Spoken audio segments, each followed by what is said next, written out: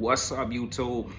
Really quickly, guys, I'm popping at you all before I get ready to step out, but I wanted to put this word on you guys. You gotta dump the victim mentality. Okay, listen to this, man. You will never get anywhere in life running in the victim Olympics. Do not strive for a gold medal running in the victim Olympics, making excuses along the way, blaming others. You have to dump this mentality as soon as you can, if you know you present that way, okay? Check this out, guys. Oftentimes, man, in this game, you hear all the excuses of why one can't invest, why one can't trade, why one can't save, but nobody ever comes behind listing the problem with a possible solution. That means you're running in the victim Olympics. You're living in a woe is me mentality. I need you guys to dump that spirit if you're going to go to the next level of life, okay? You have to dump that spirit because what it does is it keeps you in bondage. It keeps you having a crutch to lean on, always having a easy out and an excuse for not reaching your full potential, an excuse for not being great. And I see this a lot. And a lot of times, I unless you're part of my close circle, I let it slide when I see it in public. But right now, you guys know, man, I'm in Atlanta. I'm getting ready to go speak in a little bit, man, with the likes of Hill Harper and some others that will be in attendance. And oftentimes when I bump into people, what's up, YouTube? They'll see you out and about, and it's all love, okay? But with that being said, those same people will either know somebody or sometimes it was once them running in what we call the victim Olympics, guys. And so listen, that's a mentality you got to get rid of. You're going to have people that bring you down. You're going to have people at your work that try to bring you down and keep you down, but you can't be the one that brings you down, okay? You can't be the one that keeps you from becoming what you need to be. So I'm telling you right now, in terms of mentality you got to dump is the victim mentality. And do not be around me. Do not come part of this community running the victim Olympics. Every day we striving to get 1% better. Every day we are making sure that we're being intentional about putting in the work. I tell you, anybody rock with me, ain't no shortcuts to success. There ain't no get rich quick scheme. You're gonna learn to master the charts messing around with me. You are going to learn to be surgical messing around with me. You're gonna learn to love the base hit. Why? Because the home run will come, and you're gonna learn that the money is in the charts. See, on this journey to teaching you guys how to fish, it's important that you understand that in order to learn how to fish, you have to first be open to being willing to learn. Don't let that message go over your head. When you are willing and open to learn, you will do away with the mindset of lack. You will do away with the mindset that's keeping you from prospering and growing. All right. So again, those are things you got to rid yourself of. Those are things and mentalities you got to get rid of on your journey. Okay. Secondly, guys, unpopular finance opinions. I got a bunch of them. I got a few that I'm gonna share today. Okay, but one thing that I often hear people say in trying to sound deep or trying to sound smart is this whole notion of buy and hold forever. When I hear people talk like that, I know off top, you not no real investor. You haven't been investing long at all to think you're gonna buy and hold something forever. Let me give you guys some game about how companies do. Do you know a company? Think about this. Think about companies from wherever you from, because everybody can relate to this.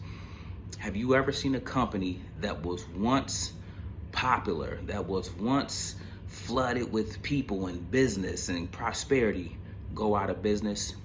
The same thing can happen in the stock market. So why would you buy and hold forever? Okay. There's something called see profit, take profit. I coined that and I brought that to this space and to this lane because nobody ever tells you when to take in profit, how to take in profit, and why you should take in profit. So what I see is new investors, and then it spills over to the trading world, unfortunately, but new investors get into the game and then they refuse to lock in profits, not understanding or disregarding that the market will eventually go back down. The market will eventually retrace. The market will eventually pull back. All three of those things can wipe away any of your gains. So this notion of buying and holding forever, this popular finance opinion is one of my unpopular finance opinions when it comes to this game, because I hear so many people saying that, man, and again, it couldn't be further from the truth. Think about the company that was popping 20 years ago. Think about what was the number one company in the stock market 20 years ago versus what's the number one company today. Go do that homework assignment. You're going to be surprised to know, oh my God, that was the number one company in the stock market. Where are they now? Okay, think about if you had bought and hold that. Some people do that, guys, and I'm gonna tell you this from experience. They've been down 20 years because the stock never recovers to that level that it once was at. It never gets back there. It never recaptures that. Why? Because when they were up, they didn't sell, and now that it's down, it never recovered. Then when it do recover, it never get back to its glory days of where it once was at. Don't let that be you. This whole notion of buying and holding forever, that's an unpopular finance opinion that I do not agree with, okay? It's a popular finance opinion. This is my unpopular version of that, okay? And I'm gonna be sharing a few nuggets that I just know just through experience. And that's one thing, guys, you can never discount. Somebody that has done it, somebody that has lived it, somebody that has proven it. Guys, there's no substitute for that. So again, you have these things that are oftentimes really intended to sell you on something, really intended to get you to commit to something that's ultimately going to be to your detriment, be somewhat like a trap or something like that, okay? With that being said though, guys, that one kills me. Buying and holding forever. No, I'm a businessman. Before all of this, I just brought a lot of swag to the stock market, but I am an astute businessman that built my wealth in the stock market, okay?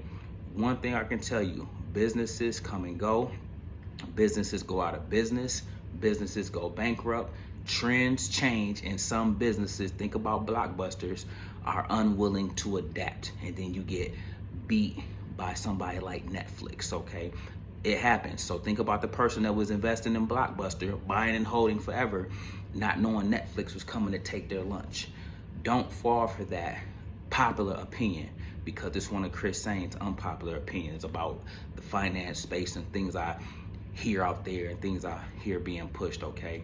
The other thing that I'll put on you guys before I get up out of here, I gotta get ready to get dressed, man.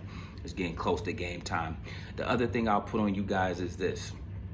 I oftentimes hear people say, should I pay off debt first or should I invest? Okay. And I often say you should do both. But here's a caveat. You should do both. You can do both. But in the midst of doing both, one has to sacrifice. And debt should come first.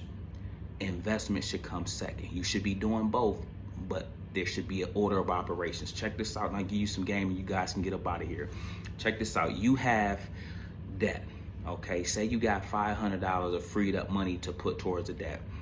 You may put $300 towards paying off the debt and $200 towards your investment.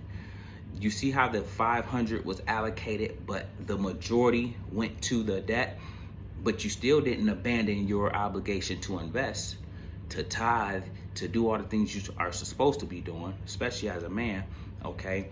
But you guys oftentimes hear people say, no, don't invest until all your debt is paid off. You guys, you know, one, I wouldn't have retired young had I done that.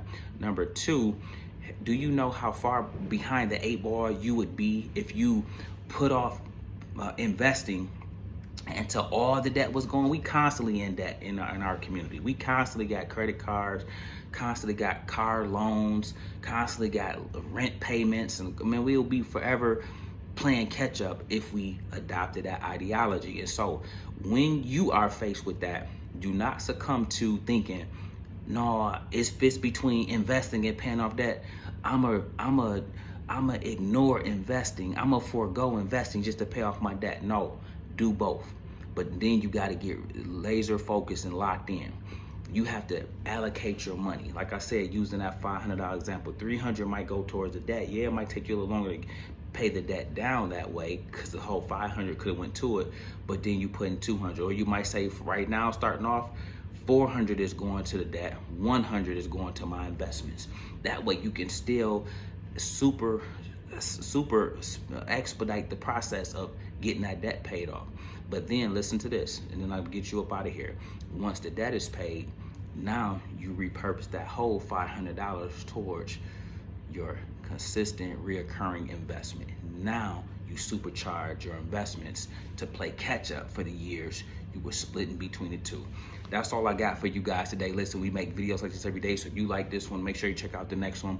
Remember, most people see the end result, very few consider the journey. Do me a favor, don't forget to like, subscribe to the channel. Make sure you guys grab some free stock using my link below, and I'll catch you guys in the next one. Peace.